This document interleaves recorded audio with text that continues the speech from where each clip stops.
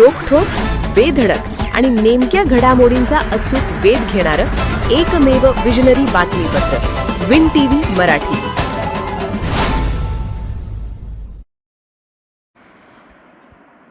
शावडी पंचायत समिती सभापतीपदी प्रियंका भोसले, उपसभापतीपदी अमरसिंह खोत.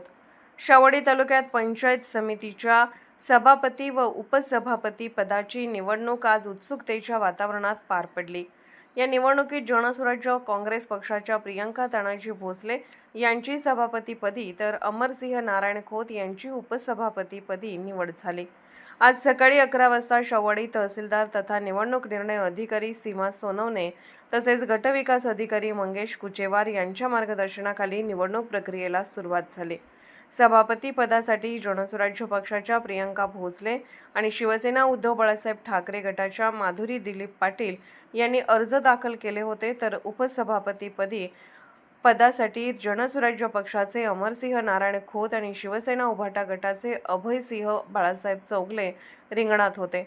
शावडी पंचायत समितीत एकूण 8 सदस्य असून जनसुराज्य पक्ष आणि मानसिंगराव गायकवाड, सत्यजित पाटील गट यांचे प्रत्येकी 4 सदस्य असल्याने सामना अत्यंत चुरशीचा ठरला. अखेर मतदानात टाय झाल्याने चिठ्ठीद्वारे निकाल काढण्यात आला.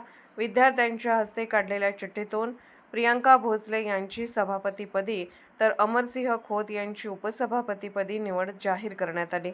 निकाल जाहीर होताच जनसुराज्य पक्षाच्या कार्यकर्त्यांनी गुलाल उधळत आणि फटाक्यांची आतिषबाजी करत जल्लोष साजरा केला.